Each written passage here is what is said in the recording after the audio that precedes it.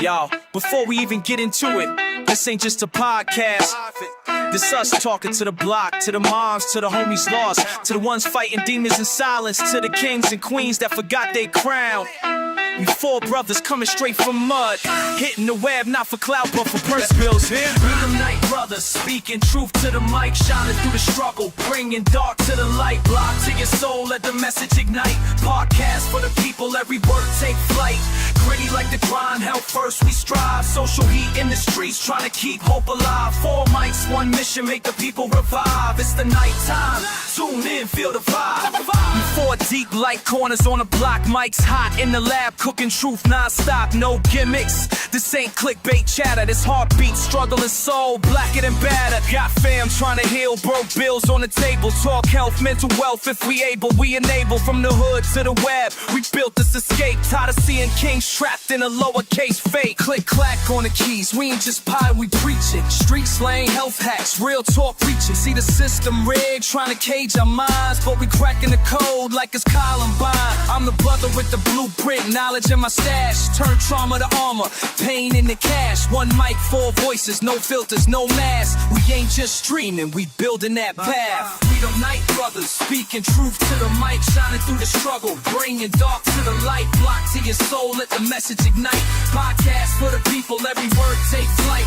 Gritty like the grind, health first we strive. Social heat in the streets, trying to keep hope alive. 4 mics, 1 mission, make the people revive. It's the nighttime, tune in, feel the vibe. Oh yeah,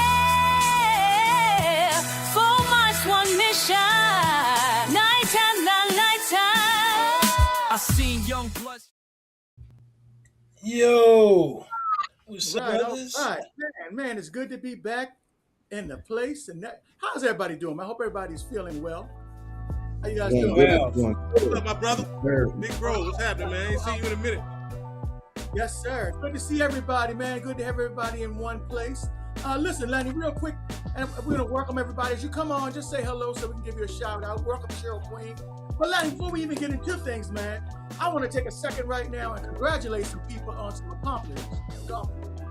Mr. David Stansbury, Mr. Kevin Smith, Mr. Andre Dillard, Mr. Leonard Knight, and Mr. Equavian Knight have all been chosen for the 100-minute Distinction Award. It's going to be held on Saturday. So big props to you guys, man. I want to give you big props to you. Congratulations, gentlemen.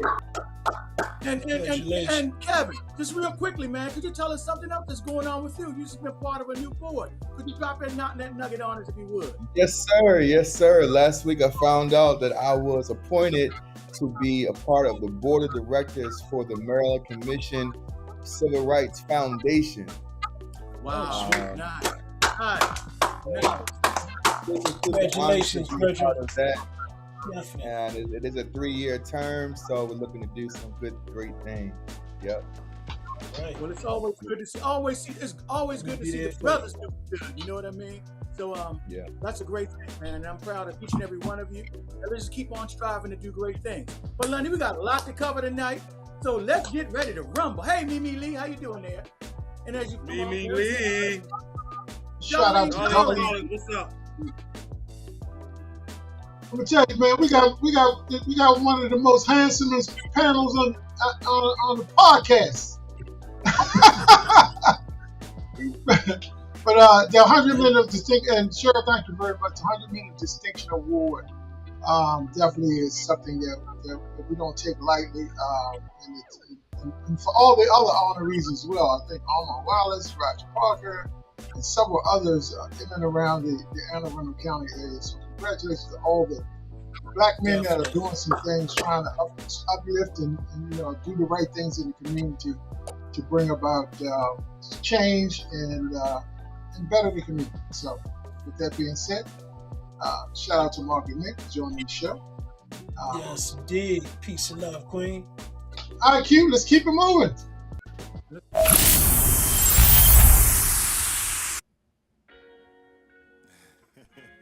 Oh yeah, Kenny, we vibing now. Yeah, Hit vibing. me I with it. just want to lay in the shade, This get is in my those shade, jam. you know what I mean? And pontificate on life.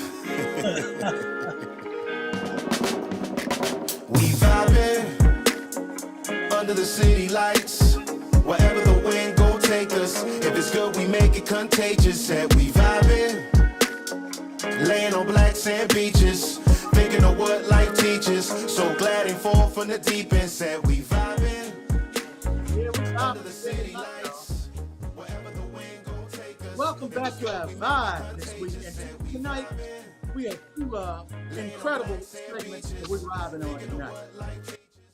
In our first segment tonight, we want to introduce to some folks a gentleman, man, who's trying to make a difference. And he's trying to make a difference not only in Prince George's County, but in the state as a whole. And our first special guest tonight is Mr. Greg Holmes. He's a candidate for Prince George's County Executive. Mr. Holmes has a story that he wants to share with us, and he wants to tell us a little bit about his platform and why he's running and why people need to get behind him. So he's going to be our first guest. After that, our second vibe, we're going to have a lady who is, I can say she's incredible. She's incredible. When you learn more about this lady, man, you can't help but be impressed. Dr.Gloria Dent. And the headline says, from the battlefield to the boardroom for the classroom. And she's the Anne Arundel County School Board President. And we're going to go in-depth interview with her after Mr. Holmes. And guys, stick around because both of these stories you want to hear. And as we always said, this is a show where your opinion matters. So don't be afraid to put your quotes and questions down. Let's go, Lenny. All I gotta do is jump now.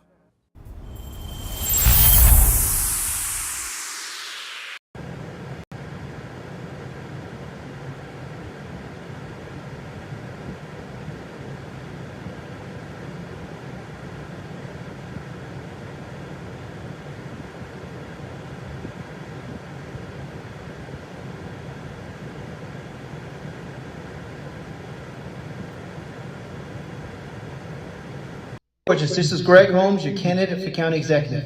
I'm so thankful to the community and law enforcement. As you can see, law enforcement caught Brent Allen Wood in the act of defacing and defaming my sign with vandalism and white supremacist language. He was caught and arrested Tuesday of this week and arraigned yesterday on 2 hate crimes and held without bond. Thanks to the motorists and the community for their help. Let's get to work. Broad daylight. Wow. In Prince George's County, though. You know what I'm saying? You know. 2026. Welcome, Mr. Holmes. First of all, welcome, Mr. Holmes. How you doing, sir? Good to have you with us. I'm doing great. Thank you, gentlemen, for having me. Appreciate you taking time out. Please. Somebody's got this speaker up loud, so if I can turn it down, please, or mute your mic. You might have some feedback, but just mute yourself if you're not talking. Greg, welcome to the show, Mr. Holmes, and we wanted to bring you on to talk about your platform, but also you had an experience that I know you didn't bargain for, but that would happen when you started your campaign for office for the county executive seat in Prince George's. Can you? We wanted to dive in that a little bit, but we have some distinguished panel members, some hosts that want to ask you some questions. So, starting with somebody, a guy that you knew from the past, Arden Smith. Peace and love, Greg. Good to see you again, brother. Definitely. Good seeing you, bro. And I wasn't even aware of that happening until they pulled it up and showed it in reference to the show. That definitely was disturbing to even see, and then to have it happen to somebody that I know that is definitely not anything like what could even be portrayed on that. But more importantly, while we're here, really what I want people to do is get an opportunity to be introduced to you. So please introduce yourself, as the candidate for, Prince George's County, and also, what you're looking at to do on your platform. Thank you, Arden. Thank you, guys. So Greg Holmes, candidate for Prince George's County Executive. Just to highlight some things people may not know about me. I'm a third generation here in the county, Prince George's County. My parents actually owned the first Black-owned business at Landover Mall growing up. So anybody remember Landover Mall back in the day? Everybody My remember parents Lando. parents owned a business called Landover Liquors. It was right at Promenade One, Hex on Yeah. one side, Garfinkel's on the other.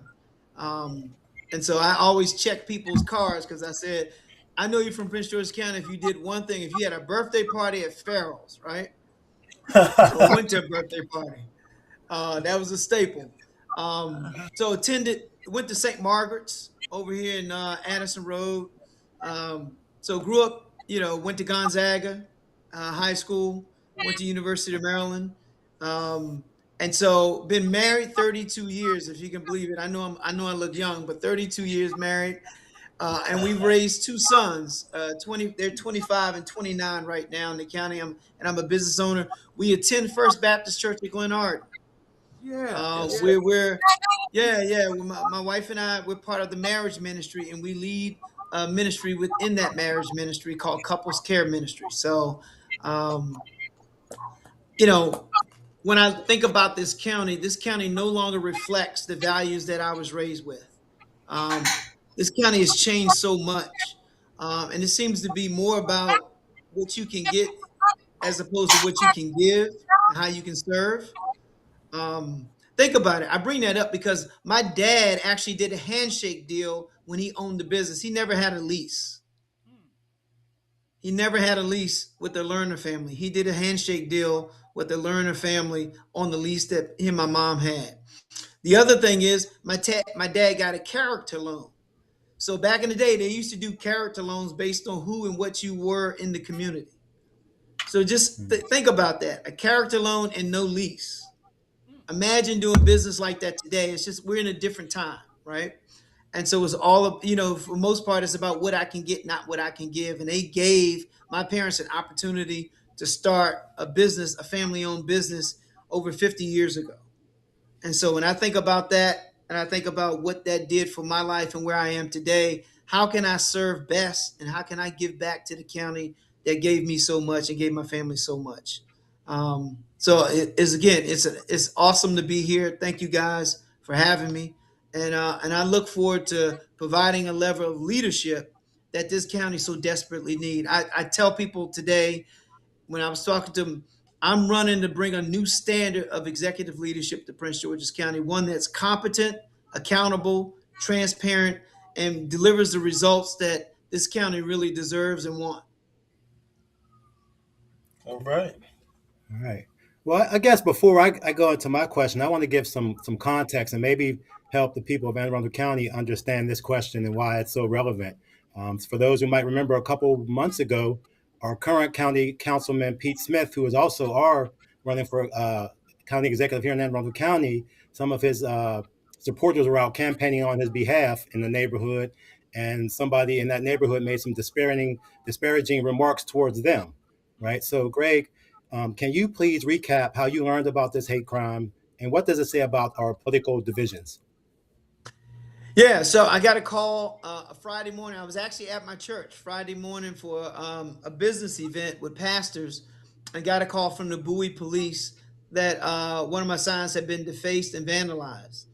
They sent me a picture, and then I saw the swastika over my face, and I saw the words T and D. And so T and D, at the time, the police didn't know what that meant. And about maybe 3 or 4 hours after notified, after researching it, T and D stand for total nigger death. Oh And my God. so now I'm looking at death threat and swastika. So first thing I did was I called my wife, and then I tracked down where my mom and my kids were at the time because I didn't know, I just didn't know. I didn't know what I didn't know, right? Right. And so they advised me to go home and to be at home and to be vigilant. And so that went on. And so the Bowie City Police then transferred my case to Homeland Security, Prince George's County Homeland Security, and they took over the investigation over the next couple of weeks. And that individual was apprehended and he is facing charges? Yeah, so 2 weeks after that, almost 2 weeks to the day, that person, a motorist actually videotaped it because I went on to News 4, I was on News 7 and News 9 talking about it here in the DC area, local news. and a motorist at the time had filmed it and then sent it to my campaign. We then sent that video that you guys saw to Homeland Security, and it was that video that led to the arrest of that particular gentleman. And one of the reasons why it took so long because they had to actually subpoena the video from the surrounding stores, and that was just taking some time. So that video was right on point, right on time from that motorist. And they sent it to us. We sent it to Homeland Security. And 3 days after that video, they caught the guy. Perfect. And yes, he was held. He was held without bond, 2 misdemeanor property on property, and then 2 hate crimes. And Yeah. in the trial right now is set for August of this year. Okay. Yeah. Wow. Good.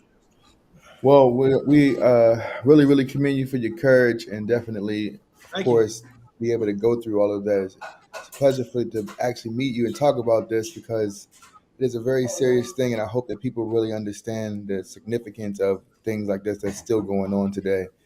Yeah, yeah, But and one quick thing about that. The interesting thing about it was, we're in campaign season, and you guys see the large signs. That was the only sign in the entire county since for this that was defaced like that.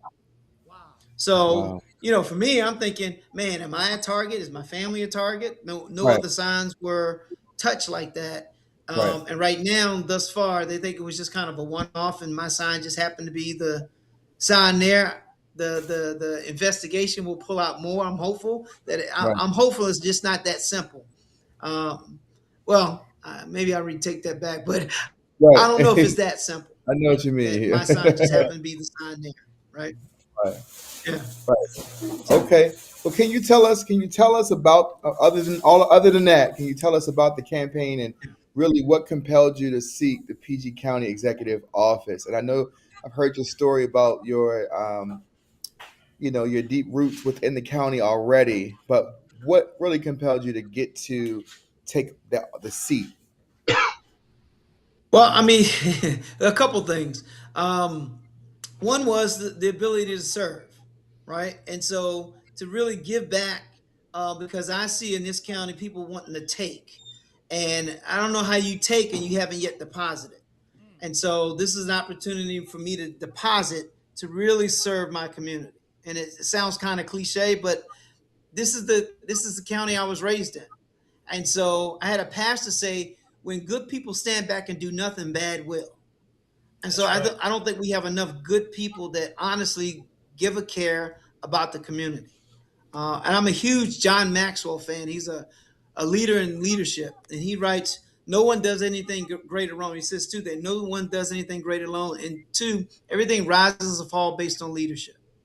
And so I'm huge on leadership. And when you're focused on leadership, you quickly identify where there is none. And so my county has lacked leadership over the past few years. And so that and service has compelled me to step forward, put my name forward to serve the community that has invested so much in me. It's time to now give that back. Guys, while we have 3 more minutes on, anybody have a follow up for Mr. Holmes? Well, I just had one question. Mr. Holmes, could you let everyone know in the audience when early voting begins and when the official election, because sometimes people get confused about those type of things. Right. We'll make sure we have a clear direction of when early voting begins and when the actual election date and where and polling. Yeah, so early vote starts this Thursday, June 11th through the 18th, from 7 a.m. To 8 p.m. And then the date of vote is June 23rd, which is a Tuesday, and that's from 7 a.m. to 8 p.m. as well. Well, Greg, while we have some time, two things. One, I Sure. know some people are in on the fence in Prince George's County because a few people running. What are three things or two things, whatever we can kind of get in that would change the county, and how do you see yourself implementing them? Yeah, so number one is two months ago on Guy Lambert, who's on news Channel 5 here in the DMV market. I announced independent office of the Inspector General. and it has subpoena powers. It identifies fraud, waste, and abuse in our government, and it'll root out those things, and it puts guardrails on government. Right now, we're the only large county in Prince George's County with no inspector general. And so this will be an independent office with subpoena power. So that's number one. People want accountability, and it's hard to bring accountability when you get to grade your own test. And so you need that outside office or independent office that can provide that independent look on how you hire, where you spend your money, and who you give contracts to. So that's number one. Number two is really about economic investment. Everybody talks about economic development, but you can't develop what you don't have capital to invest, right? And so we have to create an environment that's welcome to business and create a business culture that business wants and equity wants to invest in the marketplace, because they're not going to invest where there's no stability and no accountability, right? And so that's the second thing. And then the third thing is all of our schools in Prince George's County, all the middle and high schools should all be STEM schools. The way technology is today, there's no reason why I got to apply to this school and apply to that school on the other side of town to be in STEM. Every middle and high school in the first 2 years of my administration will be STEM-ready schools. Technology allows us to flatten STEAM. Yeah, technology, STEM. Well, the difference is we have arts in some schools and tech in some schools, but we need to flatten that, right? Every school should be STEAM, right? Yes. Not pick and choose, right? Technology is such that it flattens the ability to get to. I'm after global markets. We're in an international global environment. We should present ourselves as such. And we can't do that if our technical infrastructure isn't up to par to build that pipeline for students. And that'll draw capital here to this county as well. And real quick, how can people help you, support you, and volunteer to for your campaign? Yeah, go to gregholmes4pg.com. You can go and log in to be a volunteer. And I see I see 7 volunteers on this screen right now. I got 7 poll volunteers. Who knew I was going to come away with 7 poll volunteers, man? Thank you, fellas, for volunteering to work the polls in Prince George's County. Man, I didn't even ask, and everybody volunteered. Absolutely. Look, audience and fellas as well on the screen. Everybody can just give a shout out to Mr. Holmes for coming on, informing us of his platform. Appreciate it. And another powerful brother that's doing some great things up in the county. Just a bit. Well, I'm close to his county. I'm in Charles County, but a lot of Anne Arundel County viewers watch the show as well. We need to support our own. So, absolutely. Thank you, guys. I appreciate the time. Love what you guys are doing. And when we win this thing, I'm coming back with you guys and share with you how this process went over the last couple of weeks. All right, but keep my family in prayer, and please tell all your friends and family members who are voters in Prince George's County to vote for me for the next county executive. Okay. Amen, brother. All right. Thank you, guys. God Thank bless. Thank you, Greg. Thank you. Family. Right. Peace and love for us.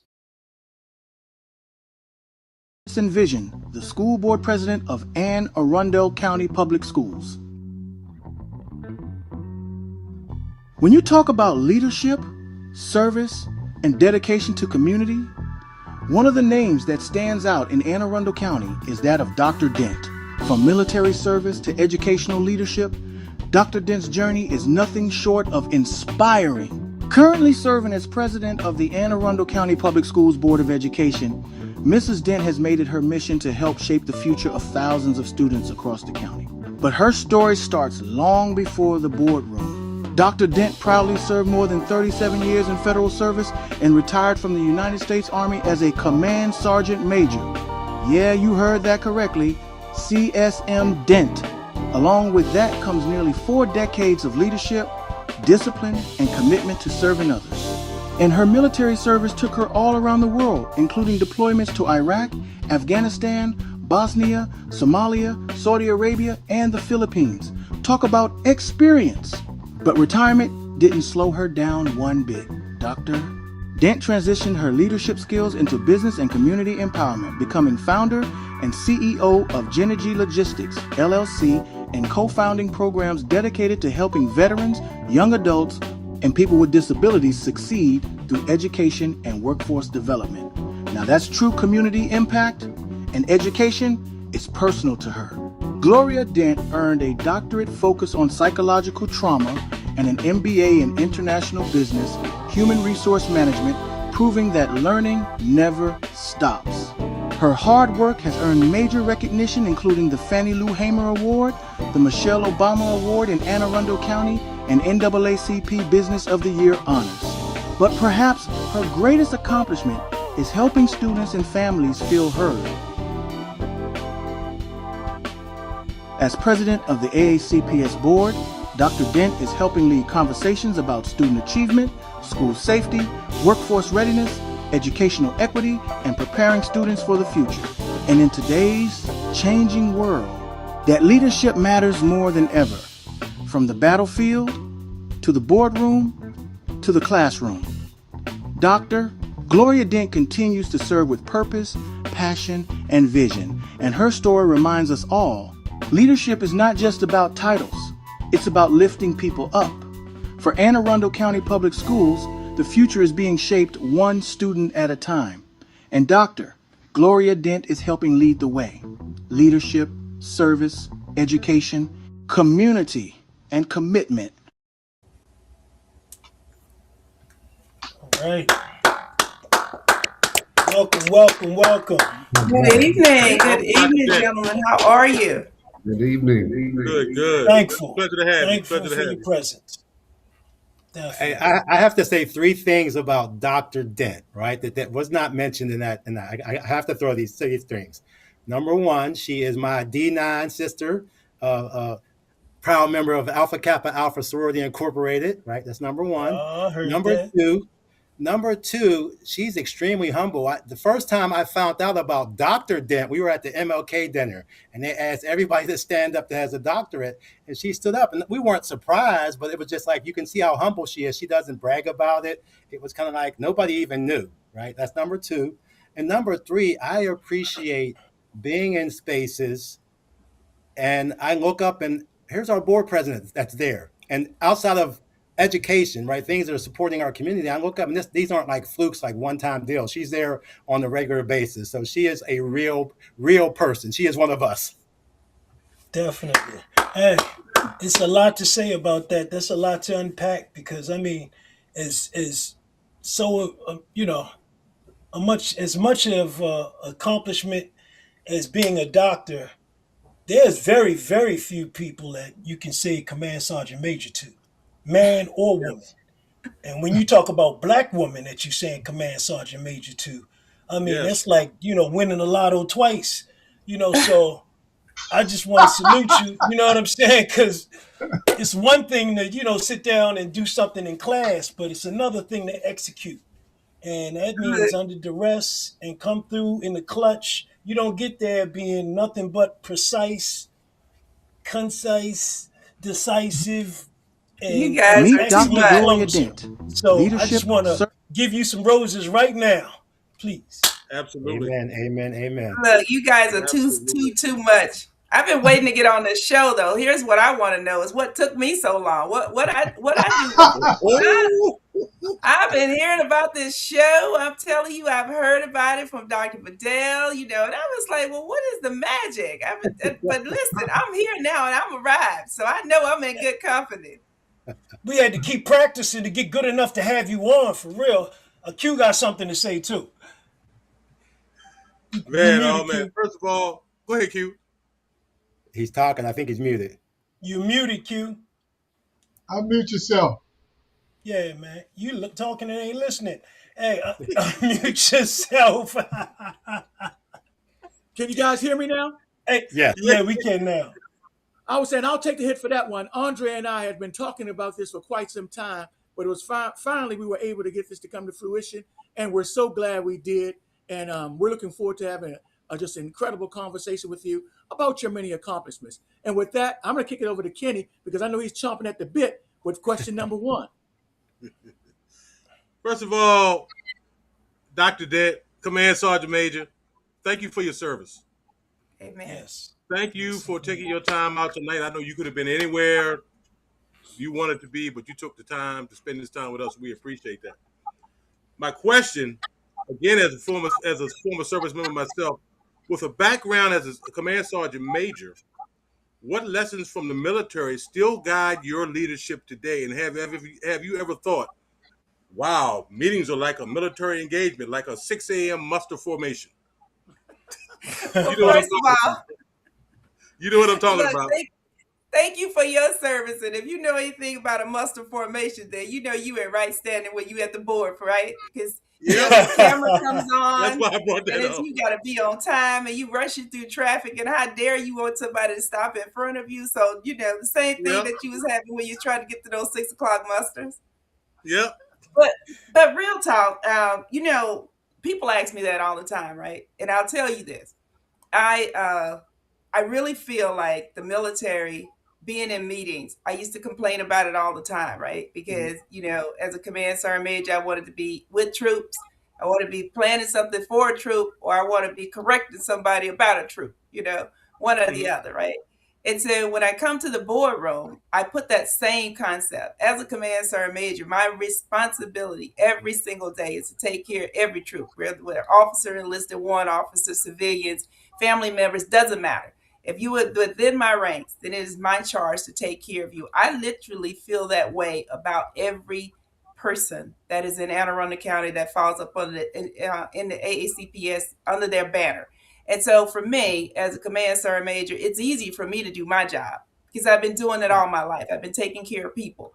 And so it's an honor for me to actually have the experience as command sergeant major and then have a great opportunity like being on the board, number one. But being the board president, I really get to be able to take care of all the people that's under our charge. So when teachers come and say, oh, you know, I'm not getting paid or this is happening, I'm like, I can fix that. Let's work on that. You know? Right? When students come and tell me they don't have the resources that they need, don't worry about that. We can fix that too. Because I really believe that with the right people, right resources, we can accomplish the right things. Amen. Is it sometimes really quick because I know we got a lot to cover, but is it sometimes you're in these meetings and things are just going sideways and you just the military and you just drop down and give me 20? There you go. You talk about the times when I go, okay. Yeah. That look, you know, Yeah. so here's what I will say. I've learned a lot being a board member. I have. I've learned a lot about me. Number one, you have to remember that everyone has an opinion. It's a little bit different than being in the military. In the military, everyone has an opinion, but I kind of know the direction that they're coming from because I know their background, I know their training. Mhm. 99% of the time, we kind of speak the same language. We may be in different services, but we speak the same language. And at the core of what we're doing, we don't come from politics, right? We come from a place of getting a mission done and, you know, figuring out how to get everybody on the same sheet of music in the same direction. And so when I came to the board initially, I really thought that, you know, there's one mission, one objective here, and the objective is to create the best environment of learning for all of the people that support AACPS, for all of our stakeholders. And so that's kind of where my mission was at. And then I realized that, you know, politics isn't about people. It truly is about, you know, politics, right? And Yes. so that was a Yes. little bit new to me because I had to learn that, right? You know, and to be honest with you, this is my first elected position, right? So I'm coming into a place to where I really just want to get the work of the school system done because we have a lot of facilities, we have a lot of challenges, we have, you know, mental health issues, we're coming out of COVID, and there's just so much work to really be done. And I just don't have time for your political, you know, priorities, as I would like to say. And then I had to realize that in order for me to be able to maneuver, it's just like it is on the battlefields and when we're doing information operation in Iraq. Everybody comes, everybody's not enjoying the military, everybody's not happy about us being here, and everybody's not glad that we got a seat at the table. And so I take all of that and I put it into perspective and I say, you know, I can listen to everything everyone has to say. I can even hear some of the things that I don't want to hear. But at my core, and that's that look right there that you showing. We are going to make the right decision about these That's right. students. I can hear everything. I hear you. But when you finish, and I've gotten all of that air out your chest, we're going to make the right decision about these students here. That's right. Amen. I can listen to you all night. Matter of fact, I am, because my brother has another question for you.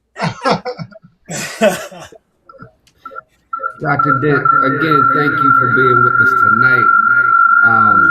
So, Hey. in your position, you're looking out for all students, but especially a blessing to have someone who looks like us and comes from us, because we know you're definitely going to look out for those students as well as the rest of the students. So we do appreciate that.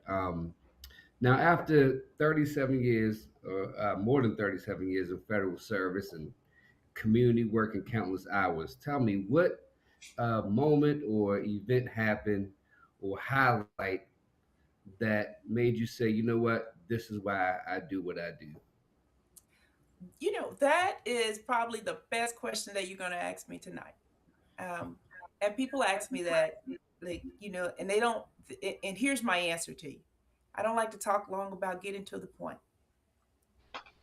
I knew it was my calling when my own child, who was in school, I started out as a married. You got married, got a divorce. The standard Army protocols. The other veteran knows what I'm talking about. It's just it doesn't work out well for you for a lot of marriages, right? And I became a single parent. And my daughter was my ace from all over. I mean, she was my girl. And anywhere I wanted to go, I went to airborne school. She was right there every morning, making sure that I was there. I went to air assault school. She was right at the end of the finish line. Anytime I needed someone for the family support group deploy, my child never ever gave me not 1 ounce of anything. When it came time for her to get ready to go to college, I didn't fill out one application. I didn't do any of the things. I was deployed. I didn't have time. But she did it. She made sure that she was a rock star. And then in 2008, November of 2008, I got a phone call that told me that they found someone that was a Jane Doe. And they had a insurance card. And USAA had called me and said that they wanted to know if I knew a Martina Farrell. And I said, yes, that's my daughter. And they said, well, we think this is hers. And, we think that it was her that was in the car, but it was a young lady was put in the hospital. She had been a Jane Doe for like 2 days because they couldn't find anyone. And I lost my mind. I was in Japan. And so it took me 3 days, of course, to get from Japan because, again, I'm a leader. And so somehow or another, they thought that should make a difference, but it didn't. So to get from Japan to Hawaii, and then from Hawaii finally to Atlanta, Georgia. And then I got to Atlanta, Georgia, and they had moved my daughter. And then moved her from Grady Memorial Hospital to Grady Shock Trauma out to Emory University. And by the time I got there to Emory University, she, of course, but they had handcuffs on her. And I said, what is going on here? And they said, well, we think your daughter was selling drugs. And I said, What? My daughter selling drugs? Nah, I think you got the wrong one right there. And so fast forward, of course, they had the wrong person, but it took us about 2 weeks to figure that, my daughter was the one that was offended and, they didn't know. And so we finally get through all of this. And I'm so frustrated until, I'm on pins. And I walk into the courtroom and the judge was in the military, had been in the military. And of course, if you're in the military, you want to tell them about your rank because that means a lot to you in your world. And so he said, go see this person and go see that person. And if they don't help you, come back to me. And so I said, okay, I'm going to play this game. I don't know if it's going to work, but I'm seriously, going to try to do this. And so I went to see the DA. The DA happened to be in the military. It was a captain that was in the JAG Corps. as a reservist. And he said, "Give me your daughter's name." Gave her my daughter's name, gave him my daughter's name. And in 4 hours, handcuffs was off my daughter. All charges have been dropped. Everything was resolved. And I said, it is so important to have good character and be in a position to where you can really use your, not, this is Atlanta, Georgia, okay? And let me be clear with you. Just because Atlanta is all black don't mean that Atlanta is all black. Not one person I'm talking to you was black. Right. But what these people did was because I was in the military. It was absolutely because I was in the military. It's because I was a sergeant major and I came with credibility. And they figured that they needed to figure out how to get to the bottom of this. Now, I'm this kind of person. If my daughter was in trouble and this is what she did, I would have been, standing still right beside her. So it wasn't going to make a difference. I was still going to be standing beside her. So fast forward, I found out that the young man that had basically he was trying to carjack her, and it got out of control because my daughter had some of my personality. She didn't believe that he would really shoot her, and he did. And so the next thing you know, one thing led to another. And the resiliency of her, this happened in November. Wow. In February, she was back in college. Wow. And 2 years later, she graduated with her master's degree. Wow. And I tell you that story to say, I have to give back to students because I just told you that I was in Germany. I left Germany and went and deployed. You know who took care of my child while I was gone? Educators. You know who made sure my daughter got into her class, into college, made sure that she was taken care of? Educators.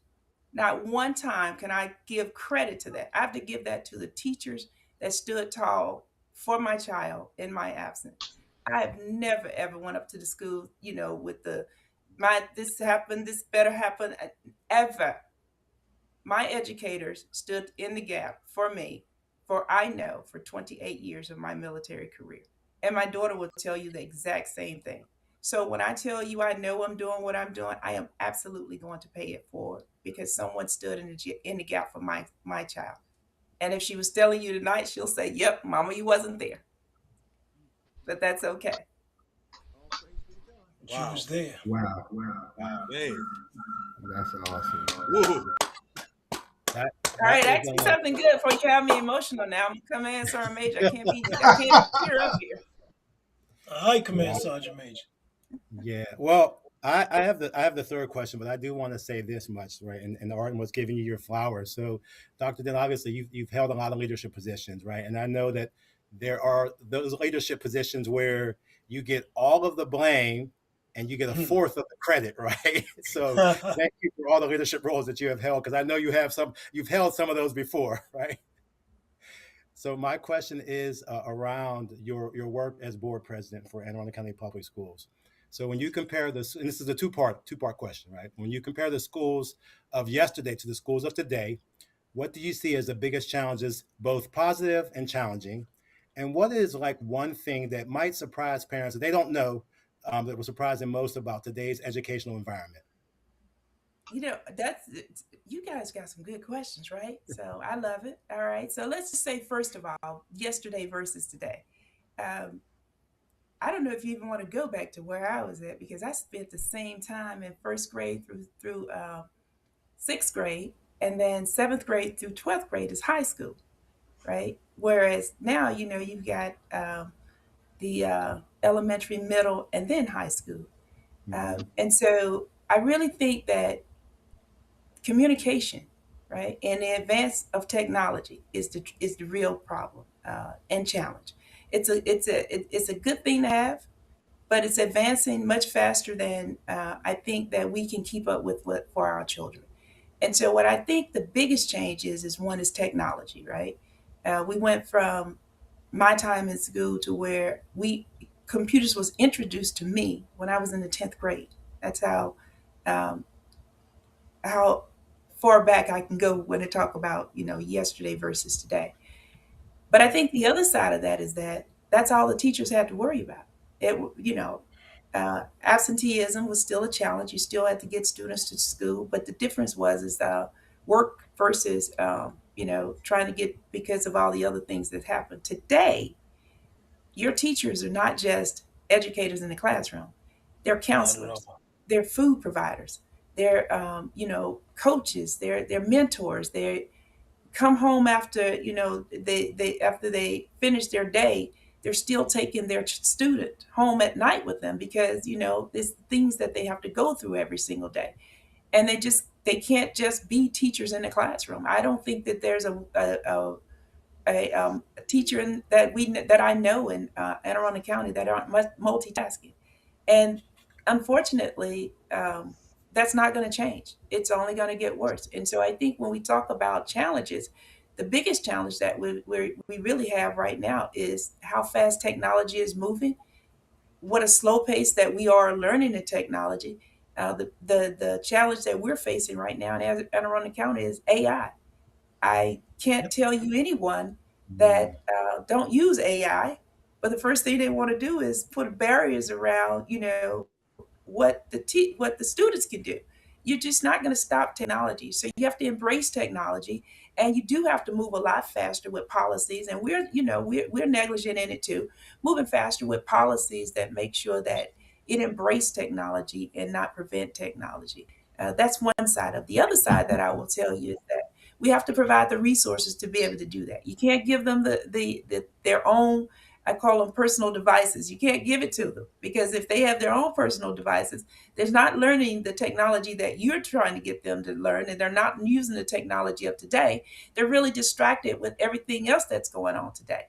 And real quick, I'll tell you a real quick story is that there was a teacher that told me that they were getting ready to have one of the students put up their phones because that's the policy. You can't use the phones in the school system in AACPS. You have to turn it in when you get to your class, into your classroom, or turn it in when you get to school, depending on which school that you go to. But the child was responsible for English as a second language and really translating what the mother need when she was going to her doctor's appointment. And so think about that. You really have to figure out where that child that's coming into your classroom, what walk of life are they coming from, and what all that you're That's really real. teaching them. And so I think that to me is one of the things that we have to worry about is technology. That's the biggest focus for me. That's And deep. what is something that parents would be surprised to know about our educational settings? Good or not so good? I think parents really do get surprised about how passionate our teachers are. They really think that our teachers are just sit at home bad report cards, sit at home pep talk cards, and disciplinary notes, and just writing their. No, that's not. Matter of fact, we really have to encourage our educators to remember that you are the educator. That you are not the parent, and you have to pull back sometime and not replace the parent. And so I think they would be surprised to know just how passionate, and I do. I am very happy to say that our teachers are very compassionate and they really believe in what they're doing. Even today, it is probably the most satisfactory job that anyone will ever have. Indeed. 100% agreed. Thank you. Definitely. Kevin,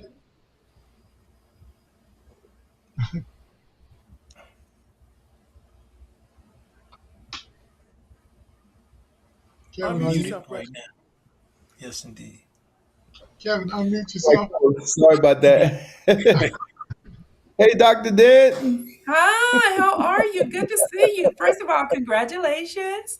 Oh, thank you. I appreciate it. I appreciate that. Thank you. And such an honor to sit and talk with you with these guys here. But question, as board president, what are the top priorities keeping you busy right now? And if you had a magic wand for one day, what's the first thing you change in public education? Oh my goodness, I don't know if I got ready for that one, Doctor. Andre. Oh, whew. So Kevin, let's say this. Let's talk about the first thing that's keeping me eyes, and I know it's on everybody's mind, right? It is Dr. Bedell's superintendent contract. But don't worry, if I close a business tomorrow, everybody's going to be a happy camper. So what's Woo! keeping I can wipe the sweat off my brow.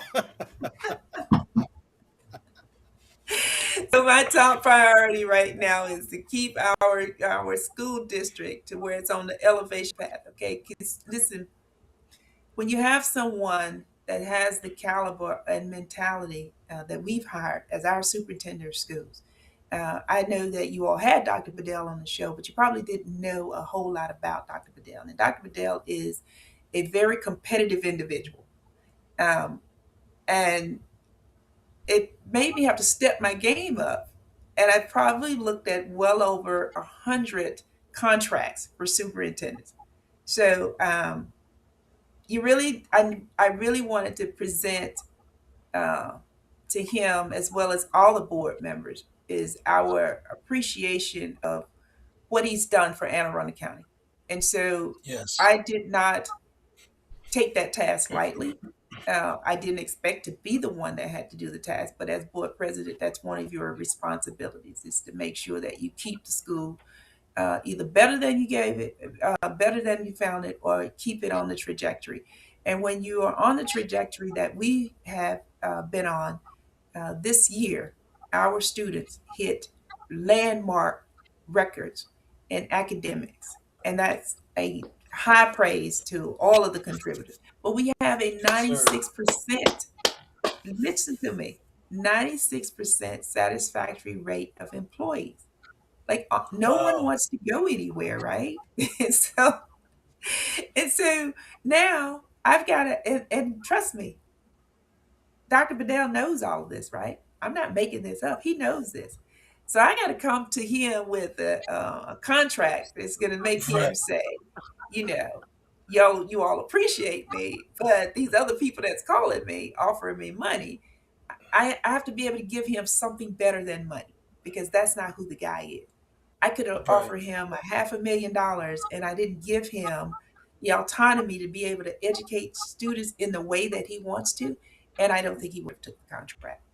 And so you really I had to know him. And so my top priorities that has kept me busy over the last couple of nights and kept me up awake is making sure that I can present a contract that's commensurate and make sure that the entire community don't fire me if I don't get it right. So that was Dr. Dent, I know that was one of the thoughts. And then, part two to your question, right, was, what was part two? I'm sorry, I missed it.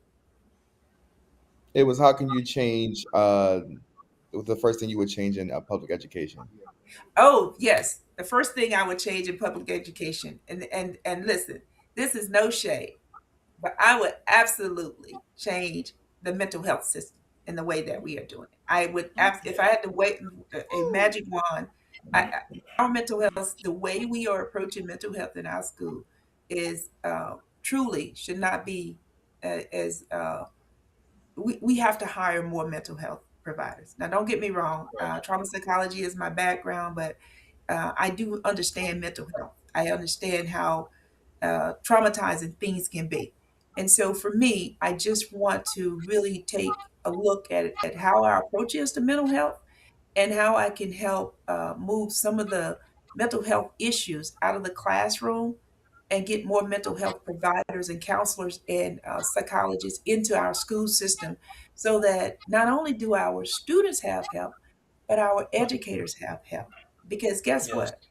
If our educators are having a bad day, they literally cannot go up the street and get any help. They've got to make a phone call. They got to call it in. They got to, I mean, come on.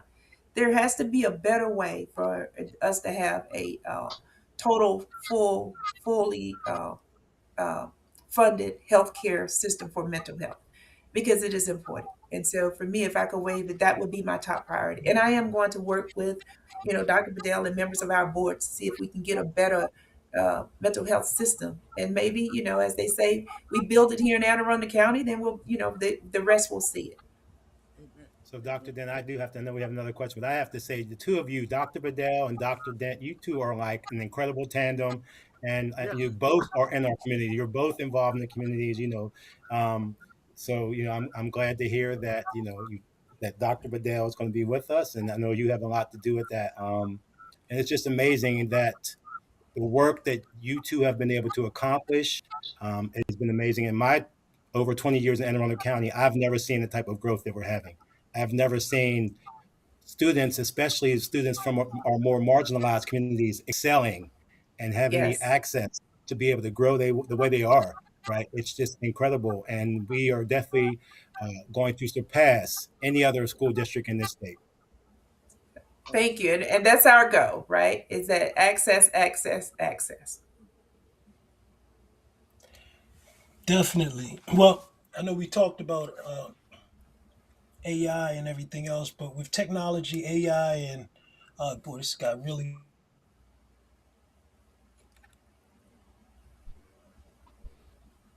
I think Arden's camera froze up. Yeah, looks Talking like. about AI. Yeah. Well, Lenny, finish off his question for him if you would. Go right ahead, Q. No, I got the next question. Just go ahead and finish it off if you could, please. Ready, Q? All right. Well, Dr. Dent, technology and artificial intelligence and workforce demands are changing at lightning speed, as you talked about earlier. Uh, so, how is it that AACPS is preparing to compete with tomorrow's world, and how is that going to apply to our students to put them in the best position to succeed going forward? Wonderful questions. And you know what? I'm proud of the answer to is because we're investing in our students. We're investing not only in our students, we're investing in our facilities, our resources that we provided. We have an entire team that's changing how, and taking a look at how we educate our kids. What are the jobs of the future that our children will need to be prepared for. And so when you talk about the blueprint for Maryland, talking about, the CTE, taking a look at how continuous education, just as a start, once you leave school, it actually starts when you're in school. And so I think many programs that we are, especially taking a look at on our college technical courses that we have, we're really looking at ways on that children or students as they transition out of our AACPS and transition into the next life and next careers, that they're prepared for that. And how do you do that? You begin that by as early as the 8th grade. We don't wait until they are in 11th and 12th grade, like many schools have done in the past. We really start talking about college and coaching and career readiness as early as the 8th grade. And then we figure out ways to where we can create more, if you will, slack in our ABIP programs. One of the programs that I think that is going to be that is incredible, aside from our college technical education, is the investment in our pre-SAT programs. With question, the ability for our students to have access to pre-SATs, for by the time they are in the 11th grade taking their first SAT, they have taken the SAT if desired, but the access is there, no less than pre-SAT 3 times. So before you ever take the SAT, that is moving them to elevation beyond where, especially children that are marginalized, they didn't have the funds to be able to pay for this test. And so not only do they have that, but we have a community partnership that many of those organizations that work with our school system, we have to make them step their game up too, right? We Yes. don't want you just coming to the school. Don't and yes, Q, I'm country. We don't want you. We do not want you coming into our school system if you're really not ready to elevate our children. And so don't come in and just feed them anything. We want you to make sure that we have the best resources available for our students. And how do we do that? You need to make sure that you're AI driven. You need to make sure that you're forward thinking. We are right here in the mecca of military installations all around us. We're left on the left side of us. We have Fort Meade with NSA with Cyber Command, and we have the Naval Academy, and with all kind of technologies that's on that side. Right up the street, we have Air Force bases. So you think about that. We have Army, Navy, Air Force, Marine, Coast Guard, Cyber Command, and Space Command, all right here in our footprint. Yes. All of these students get a chance to go to leave AACPS and be integrated into those programs, into our federal government. They have access beyond what they would have access beyond any other school district there is in Maryland. But we had to create a pathway for them to have access to it. And so through those generous partnerships, we now are giving our students opportunities that they typically would not have had. And so for me, to build a future of America and a future of opportunity and a future to where all children, regardless of where they come from, regardless of their zip code, that the education that they get in our school systems is the same and it's equivalent across the board, that means being intentional about education. And so I think that as I walk away from the school and think about how technology is going to change and the direction that I really want to see AACPS go, it is to make sure that every student, regardless of their race, color, creed, origin, or background, or zip code, that they leave AACPS a lot better than how they entered it. Well, Dr. Dent, you kind of touched on and led into this last question. But before I go into the last question, there were a couple of great remarks put up by Dr. Wainwright, and he was in complete agreement with you on moving forward and the state. Anne Arundel County being a model for the state, which I thought was a great comment. And with some of the things that Anne Arundel County Public Schools are doing, we are in the forefront and are going to become a model for the rest of the state. And people will be seeing what we do here in Anne Arundel County and saying, "Ooh, that's a great idea. I think I better delve into that myself." So that's a great thing. But as we move into this last question, legacy is very important. Legacy it means so much to so many people. And I want you to think about, as you move off the scene and go on to other ventures, because we didn't even talk about the business side of your life. We didn't get to cover that. But as you move off the scene, as far as from working for the school board and being part of the school board, what are some of the things that you want to leave behind from your time as school board president? And some of the ways you would really want to not only challenge our students, but help improve our students moving forward and setting them up for success in life? I would like to say first, before I answer that question, is that legacy is never anything that I've ever chased. What I do know is that you're a better person if the things that you are passionate about comes through by the things that you're accomplished. Yes. And so if you are focused on your now mission, if you're focused on the things and objectives at hand that you're supposed to do right now, in this time, in this space, if God puts you here in this time, then do your time here and worry about the legacy some other time. This is not the time for us to focus on what our legacy is to be. This is not my time. I'll let someone else chase that. Here's what I want you to leave. Here's what I want to leave you with, is that if every single day that I can wake up and the people that are in Anne Arundel County can wake up and know that I am going to fight every single day to get every resource that we need and to make sure that every child feel welcomed, feel needed, feel loved, and feel appreciated, then I've done my job. I don't ever want to walk into a room and I'm bigger than the smallest person that are in there. I always like to leave the place with knowing. And so when I tell people that I'm humble because I know where I come from. And I know that I'm here because it's God's mission for me to be here. And so my assignment right now is to make sure that I can be the best leader that Anne Arundel County Public Schools need at this point and this time. And I don't need to be loud to do it. I just need to be intentional.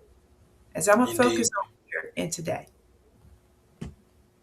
Hey, that is a well put response to the question. Well said. Andre, I'm going to ask you to make a few final remarks, if you would, with Dr. Dent, if you would, because I know you guys have had a strong working relationship in the past, and I'm hoping that will continue in the future. And Dr. Dent, look, it took us for a while to get you on for the first time, but we're going to be bugging you and having you on again in the very near future. You already know that. Thank you very much. It's been great. Look, you guys lived up to your legacy of making sure that you don't hold no punches, and so I appreciate that. So shout out to all of you all for being true brothers knights of the night. Appreciate it. Well, I would just say, yeah, thank you for being on here, Dr. Dent. I am very proud to be a part of Anne Arundel County Public Schools, and I'm even prouder that you are our board president. And I know your passion. I've been in some spaces where you've had to let people know about your passion. I appreciate seeing you at the Cal meetings. And when we're doing our student recognition, you're there giving those young people a hug, wanting to take their pictures with them. I've even had some parents and even some of the students are like, wow, that was the board president wanting to take a picture with me. So I just want you to know that your impact that you're having, I know you don't really get caught up in legacy, but know that the impact that you're leaving is prominent and it's really helping those who look like you, and you're inspiring them. Thank you. Thank you very much. Thank you. Yes, thank you for having.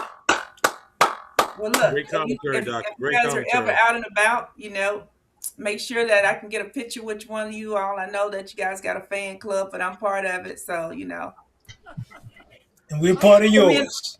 Look, put me in the lineup. Indeed. Thank you all I'm very gonna get much. my I picture. enjoyed I'm my gonna get my time. picture. Yes. Audience, drop a check. Drop something in the chat.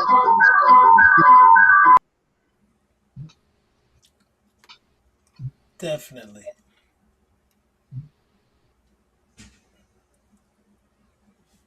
Q, you're muted.